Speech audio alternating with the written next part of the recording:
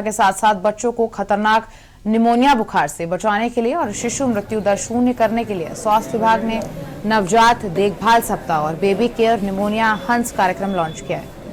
इन कार्यक्रमों के तहत प्रत्येक नवजात को चिन्हित कर खतरनाक बीमारियों से पूरी तरह से सुरक्षित रखा जाएगा। तो इसकी शुरुआत भी हरिद्वार से हुई नहीं, ये प्रोग्राम हर साल होता है।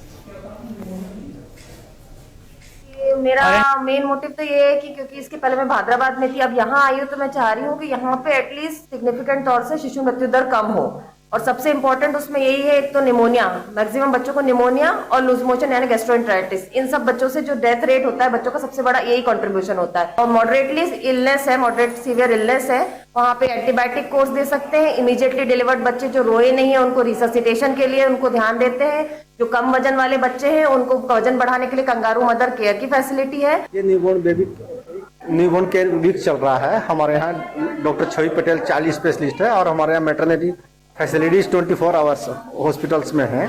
जो बच्चे होते हैं उनको अगर कोई भी प्रॉब्लम होती है, जो भी हमारी डॉक्टर साहब उनको देखती हैं। और इसके साथ साथ जितनी हमारी आशाएं हैं, एएफ हैं और एएनएम, उनको भी सेशन कल उनको ट्रेनिंग दी गई। बताया गया कि अगर फील्ड में जो बच्चे हैं, आपको कोई जो डिलीवरी होकर के जाते हैं, उनको कोई दिक्कत आती है, सबसे सांस की कोई भी निमोनिया के कोई लक्षण आते हैं, तो उनको बच्चों को तुरंत अस्पताल में लाएं और उनका इलाज करें।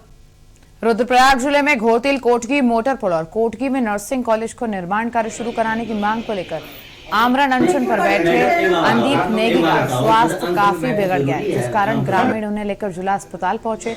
यहां अनशनकारी की तबियत बिगड़ने पर चिकित्सकों की राय पर ग्रामीणों ने उन्हें खाना खिला दिया। ऐसे में अनशनकारी का अनशन टूट गया और अनशनकारी ने 15 दिनों के अंदर मांगों पर कार्रवाई न होने पर पुनः अनशन पर बैठने की चेतावनी दी। वहीं कांग्रेस कार्यकर्ताओं ने अनशनकारी को समर्थन देते हुए डीएम के माध्यम से सीएम को ज्ञापन भेजा है।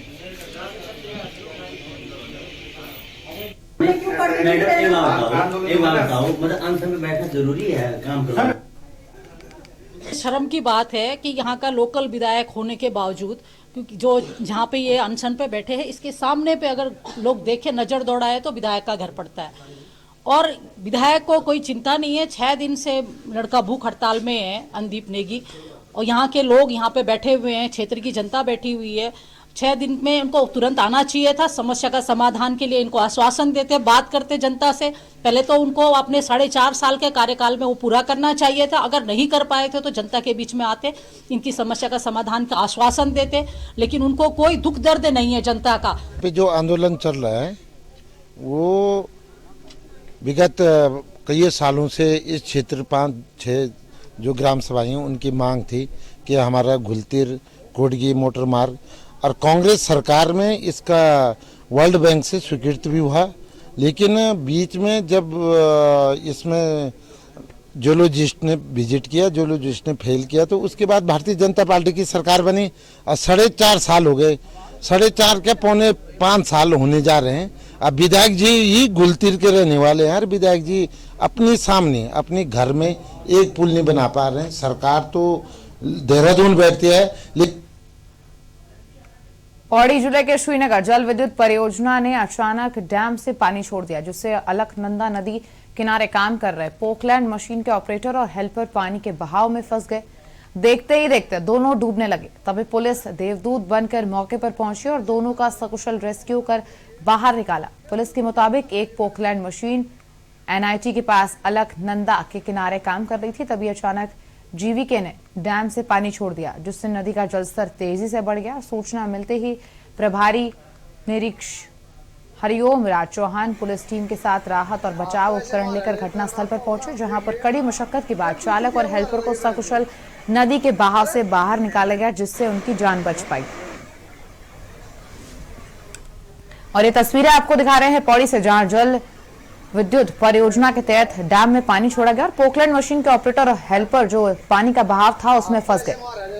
और जल विद्युत परियोजना ने अचानक ये पानी छोड़ा, जिसके बाद पोकलैंड मशीन के ऑपरेटर और हेल्पर बहाव में फंसे। कड़ी मशक्कत के बाद वहां के प्रशासन ने इनको बाहर निकाला। देश की सबसे बड़ी खबर यह थी कि प्रधानमंत्री नरेंद्र मोदी ने राष्ट्र के नाम संदेश में यह कहा कि केंद्र सरकार तीनों कृषि कानूनों को वापस लेने जा रही है, जिससे लक्सर के किसानों में भी तीनों बिल वापस लेने की खुशी जाहिर की है। उन्होंने ये कहा है कि हम शायद किसानों को समझा नहीं सके, ऐसे में ये फैसला लिया जा रहा है। केंद्र सरकार द्वारा 3 कृषि कानूनों को लागू किए जाने के बाद से ही देश भर के किसान इसका विरोध कर रहे हैं। प्रधानमंत्री ने यह भी कहा कि हमारी सरकार किसानों के कल्याणार्थ को, विशेषकर छोटे किसान के विकास के लिए देश के कृषि क्षेत्र से जुड़े तमाम लोगों और ग्रामीण क्षेत्रों के गरीब किसानों के प्रति समर्पण भाव से, सही नियत से कानून लेकर आई थी, लेकिन हम अपनी बात किसानों को ठीक से समझा नहीं सके। बहुत अच्छा है सरकार का, इससे किसानों की जीत हो चुकी है। किसान अपनी जीत को हासिल कर चुके हैं। किसानों की शहादत का मूल्य पड़ चुका है और किसान भाई आज बहुत खुश हैं। हमारे यहाँ के किसान भी बहुत खुश हैं, जो सारे हैं आज इस बात की खुशी मना रहे हैं। सरकार ने बहुत बढ़िया करा आज, किसानों की बात मान ली और पहले ही मान लेने चाहिए थे, बाकी इन्होंने थोड़ा टाइम ज्यादा लिया। आग्रह देर आए दुरुस्त है, यदि फिर भी मान ली तो ठीक ही करा, और नहीं तो काम तो गलत था ही।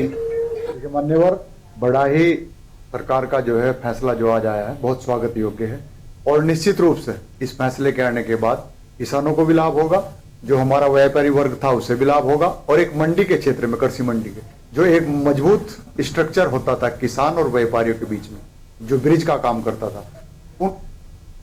और सीधा आपको लेकर चलेंगे उत्तराखंड के पिथौरागढ़ में, जहां आज शहीद सम्मान यात्रा कार्यक्रम है, जिसमें गृह मंत्री राजनाथ सिंह के साथ उत्तराखंड के मुख्यमंत्री पुष्कर सिंह धामी शामिल हुए थे। और ये तस्वीरें आपको दिखा रहे हैं जहां वो लोगों से मिल रहे हैं। और आपको बता दें, इस कार्यक्रम में शहीदों के परिजनों को सम्मानित किया गया था, पूर्व सैनिकों को सम्मानित किया गया था। और उसके बाद अब राजनाथ सिंह, देश के रक्षा मंत्री राजनाथ सिंह लोगों के बीच में है, उनसे मुलाकात कर रहे हैं, उनसे बातचीत कर रहे हैं। सीधी तस्वीरें आपको दिखा रहे पिथौरागढ़ से, जहां देश के रक्षा मंत्री राजनाथ सिंह आज पिथौरागढ़ पहुंचे थे, शहीद सम्मान यात्रा कार्यक्रम में शामिल हुए थे।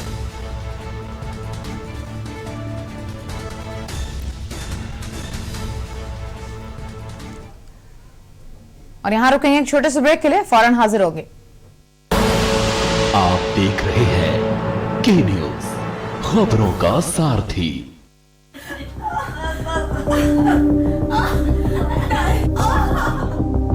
नमस्कार, खुशियों की सवारी। हेलो,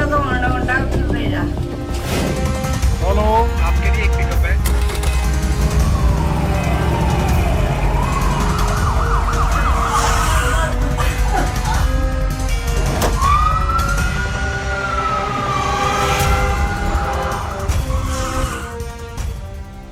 उत्तराखंड में गूंज रही खुशियों की किलकारी, जच्चा बच्चा की सुरक्षा और सुरक्षित प्रसव को सुनिश्चित कर रही खुशियों की सवारी। उत्तराखंड का मातृत्व रहे सुरक्षित और खुशहाल, इसके लिए उत्तराखंड के मुख्यमंत्री पुष्कर सिंह धामी के नेतृत्व में खुशियों की सवारी योजना की सेवा आरंभ कर दी गई है। खुशियों की सवारी राज्य के सभी जनपदों में मातृत्व शक्ति की सेवा के लिए तैनात है, जिसमें लगभग 126 एम्बुलेंस तैनात की गयी है। गर्भवती महिलाओं को प्रसव हेतु अस्पताल ले जाने के लिए हेल्पलाइन नंबर 102 भी जारी किया गया है, जिस पर कॉल करने पर खुशियों की सवारी तुरंत घर पहुंचकर महिलाओं को अस्पताल पहुंचाकर सुरक्षित प्रसव में सहायता कर रही है। यही नहीं, गर्भवती महिलाओं के सुरक्षित प्रसव के बाद जच्चा बच्चा को चिकित्सक के परामर्श के बाद यही खुशियों की सवारी उनके घर के आंगन तक पहुंचाती है। सुरक्षित प्रसव हो, जच्चा बच्चा रहे स्वस्थ और सुरक्षित, इसी उद्देश्य के साथ उत्तराखंड सरकार लाई है खुशियों की सवारी। मातृशक्ति को मिल रहा उत्तराखंड सरकार का साथ, उत्तराखंड सरकार की खुशियों की सवारी से मिल रहा मातृशक्ति को लाभ।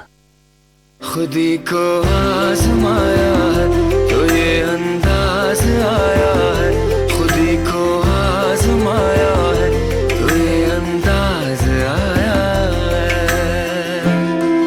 तुम में भी मैं हूँ, शुद्ध प्लस पान मसाला। आप देख रहे हैं के न्यूज, खबरों का सारथी। ब्रेक के बाद आपका स्वागत है। उत्तराखंड विधानसभा का शीतकालीन सत्र गैरसैंण में 7 और 8 दिसंबर को आयोजित होगा। उत्तराखंड विधानसभा अध्यक्ष प्रेमचंद अग्रवाल ने इस बात की जानकारी देते हुए बताया कि दिसंबर महीने में 2 दिवसीय सत्र आहूत किया जा रहा है, जिसको लेकर भराड़ीसैंण विधानसभा परिसर में अभी आवश्यक व्यवस्थाओं की तैयारी की जा रही है। आपको बता दें कि पहले सरकार ने सत्र के लिए 28 और 29 नवंबर की तिथि तय की थी, लेकिन तैयारी पूरी न होने के चलते सत्र पीछे करना पड़ा। आगामी सत्र मौजूदा विधानसभा का अंतिम सत्र होगा।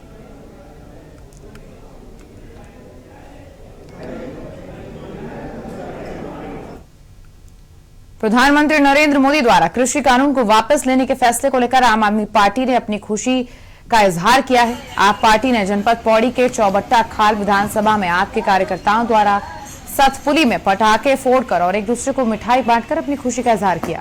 आम आदमी पार्टी के युवा मोर्चा के प्रदेश अध्यक्ष दिग्मोहन नेगी ने यह कहा कि यह फैसला 700 किसानों की शहादत की जीत है, जिन्होंने काले कृषि कानून के मद्देनजर अपने शहादत दी है। यह आम आदमी पार्टी की भी जीत है, जिन्होंने तन मन धन से किसानों के साथ खड़े होकर किसानों की आवाज बुलंद की और अंत में प्रधानमंत्री नरेंद्र मोदी को काले कृषि कानूनों को वापस लेने का फैसला लेना पड़ा। बहुत बहुत शुभकामनाएं। आज दीपावली भी है और गुरु नानक देव जी का भी जन्म दिवस है और इस अवसर पर आज प्रधानमंत्री नरेंद्र मोदी जी ने तीनों काले कृषि कानूनों को वापस लेने का निर्णय लिया है और उन्होंने कहा है कि किसानों को समझने में वक्त लग गया। पहले तो हम उनके फैसले का स्वागत करते हैं, लेकिन दूसरी तरफ 700 किसानों की शहादत के बाद आज उनको बहुत देर से समझ में आया है। खैर, मैं सबसे पहले सभी देशवासियों को बहुत बहुत बधाई देता हूँ, सभी प्रदेशवासियों को बधाई देता हूँ। ये तीनों काले कृषि कानून वापस हो गए हैं। ये किसानों की जीत है, ये उनके संघर्ष की जीत है। और जो लोग किसानों को खालिस्तानी कह रहे थे, जो लोग देशद्रोही कह रहे थे, उन सब लोगों के मुंह पर एक तमाचा लगा है। निश्चित तौर पर हम इस फैसले का स्वागत करते हैं और किसानों की ये शहादतें, जो 700 शहादतें उन्होंने दी हैं, वो हमेशा हमारे दिलों में रहेंगे। प्रधानमंत्री नरेंद्र मोदी ने राष्ट्र के नाम कल संबोधन दिया, जिसमें उन्होंने तीनों कृषि कानूनों को वापस लेने की बात कही। उन्होंने ये भी कहा कि हम शायद किसानों को समझ नहीं सके, ऐसे में यह फैसला लिया जा रहा है और देश के किसान शुरू से ही 3 कृषि कानूनों का विरोध कर रहे थे। कई राजनीतिक दल किसानों का समर्थन कर रहे थे। कांग्रेस को भी एक बड़ा मुद्दा मिल गया था। प्रधानमंत्री द्वारा कृषि कानून वापस लिए जाने के फैसले को लेकर देश के विभिन्न देशों से ये प्रतिक्रिया आ रही है। इसी को लेकर किसानों से हमारे संवाददाता अकील अहमद ने बातचीत की, वो भी आप सुनिए। 3 कृषि कानून को लेकर किसान लगातार धरना प्रदर्शन कर रहे थे। देश के विभिन्न हिस्सों में किसान धरना प्रदर्शन कर रहे थे और लगभग 1 साल से किसान इन तीनों काले कृषि कानून का विरोध कर रहे थे। लेकिन आज प्रधानमंत्री द्वारा तीनों कृषि कानून वापस लेने की घोषणा की गई है। इस वक्त हम एक गाँव में हैं, किसान काफ़ी ज़्यादा में यहाँ हैं। हम उनसे जानेंगे कि प्रधानमंत्री ने जो तीनों कृषि कानून वापस लिए जाने की घोषणा की है, उसको किस प्रकार देखते हैं। जी, जैसे प्रधानमंत्री ने घोषणा की है तीनों कृषि कानून वापस लिए जा रहे हैं, क्या कहना चाहेंगे। पूरा चुनाव स्टंट, हमारे 800 से ज्यादा हजारों हमारी बहनें, माताएं और हमारे बुजुर्ग शहीद हो गए आंदोलन में, वो मर गए। इनकी कानों पर जो तक नहीं रहेंगी। आज चुनावी सीजन नजदीक आ रहा है तो ये किसान को रिझाने के लिए आज किसान क्या भूल जाएगा जो इन्होंने जो है खालिस्तानी और हमको जो है आतंकवादी कहने का काम किया, हमारे ऊपर गोलियां चलाने का काम किया, किसान के ऊपर इन्होंने गाड़ियां चढ़वाने का काम किया, हमारे ऊपर झूठे मुकदमे कराने का काम किया। ये किसान जो है 2022 में सरकार को बिल्कुल माफ नहीं करेगा। इनके निकम्मेपन को और इनके हठधर्मिता के कारण जो है ये अन्नदाता की जीत हुई है, परमात्मा की जीत हुई है। एक किसान हमारे साथ है। तीनों कृषि कानून वापस ले लिए गए हैं, किसानों की यही मांग थी, तो किस प्रकार देखते हैं आप, क्या प्रधानमंत्री क्या इसका स्वागत करते हैं आप। नहीं, स्वागत नहीं करते। मैं बीजेपी का भी हूँ, आरएसएस का भी हूँ, बाबा रामदेव योग पीठ का युवा राष्ट्र का अध्यक्ष हूँ। ये तो बहुत अनदेखी कर रहे थे। किसान जो बैठे हो ना, आतंकवादी बता रहे थे। आतंकवादी थोड़ा ही, किसान तो अन्नदाता। हाँ, और जो किसान पैदा ना करे, खेत में हल ना चला वो, तो प्रधानमंत्री कहाँ से जनता खाने को दे देगा। भाई प्रधानमंत्री हमारा अन्न क्यों खा रहे हैं, क्यों हमारे फल खा रहे, क्यों हमारा दूध पी रहे हैं। इन्हें तो मतलब जो पूंजीपति लोग हैं, पूंजीपतियों की सरकार हम वे दिख रहे हैं ना, किसान नहीं दिख रहा है ना कतई भी। और जो कानून वापस लिए ना, अब दबाव पड़ने पर इन्होंने कानून वापस लिए हैं। अगर जनता का जो दिल में जख्म हो रहे हैं, जनता इन्हें बकसने की नहीं हो। तो ये थे किसान, इनका ये कहना था कि प्रधानमंत्री ने तीनों कृषि कानून वापस लेने की घोषणा की है, लेकिन जनता के दिल में जो जख्म है वो अब तक हरे हैं। यानी उसके लिए अकील अहमद मंगलो। और फिलहाल इस बुलेटिन में मेरे साथ इतना ही। आगे की खबरों के लिए बने रहिएगा के न्यूज इंडिया के साथ। अब लेंगे आपसे इजाजत, नमस्कार।